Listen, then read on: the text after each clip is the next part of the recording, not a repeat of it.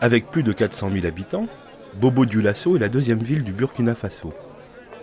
Son nom est formé pour réconcilier les ethnies Bobo et Dioula, So voulant dire maison. Elle est considérée comme le poumon économique du pays.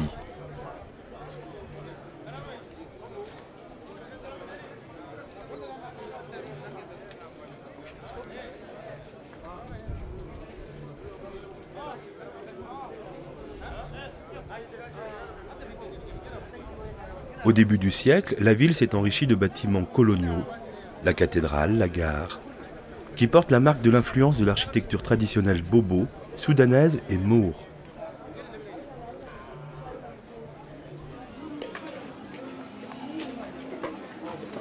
Le marché est entouré d'une enceinte d'inspiration soudanaise. On y trouve beaucoup de fruits et de légumes, Bobo étant situé près de la frontière de la Côte d'Ivoire.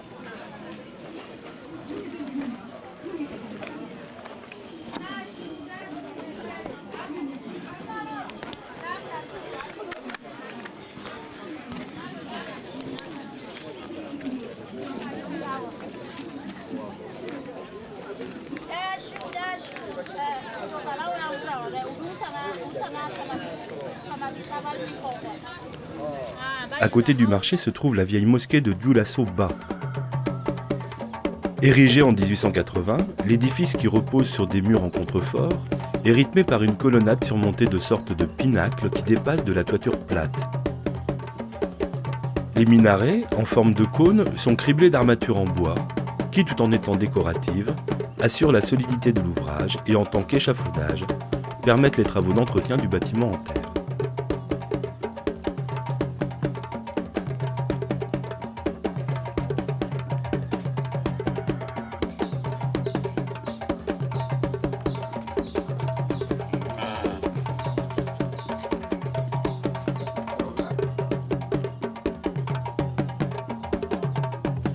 Après avoir traversé le marigot le Ouet, dans lequel on trouve des caïmans et des silures sacrées, on arrive dans la vieille ville de Bobo.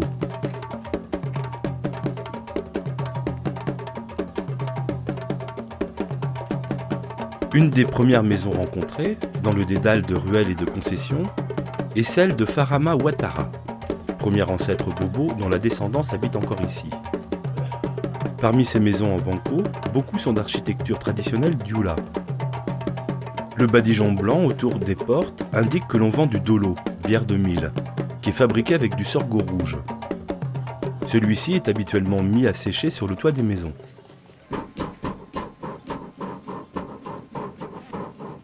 Beaucoup de forgerons travaillent suivant les méthodes anciennes, fabriquant des objets usuels ou de décoration. On rencontre aussi des familles de griots, qui fabriquent de nombreux instruments, djembé, tambour, balafon, flûte, et qui annoncent les nouvelles au son du tambour. Le long du Ouet, les potières fabriquent à la main divers objets en terre et les font cuire dans des fours à même le sol.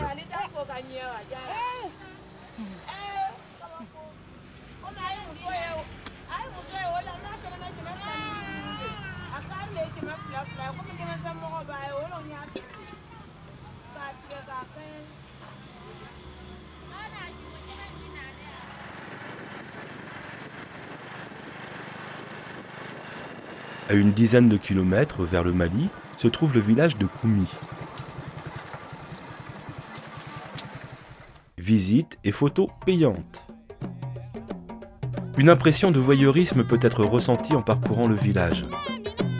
Les habitants ayant tendance à se cacher des visiteurs ou à demander des cadeaux pour se laisser photographier. C'est un village particulièrement bien entretenu. Les Bobofing y vivent pratiquement en autarcie. Il est divisé en 3 parties. Le quartier des forgerons, le quartier des griots et celui des cultivateurs. L'habitat bobo traditionnel est composé de cases à 2 étages. Celui du haut est réservé aux hommes, le rez-de-chaussée aux chambres des femmes et des enfants et à la cuisine. Certaines maisons, hautes de 3 à 4 mètres, donnent l'impression d'être fortifiées. C'est un village animiste. Chaque maison peut avoir ses fétiches familiaux. Ceux-ci peuvent être au-dessus de la maison, sur la porte ou à l'intérieur. Celui du dessus communiquant avec celui de l'intérieur, qui transmet le message à celui de la porte. Ici aussi, ce sont les femmes et les petites filles qui font les travaux les plus difficiles.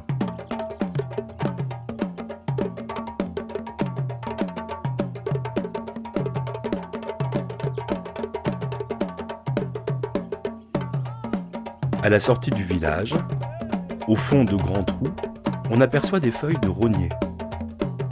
C'est la réserve atelier des femmes de Griot pour faire de la vannerie. Ces trous maintiennent l'humidité et la fraîcheur qui permettent aux tiges des graminées de rester souples et plus malléables. Les femmes peuvent aussi y donner des conseils aux jeunes épouses. Comment faut-il traiter le mari pour ne pas avoir de problème ?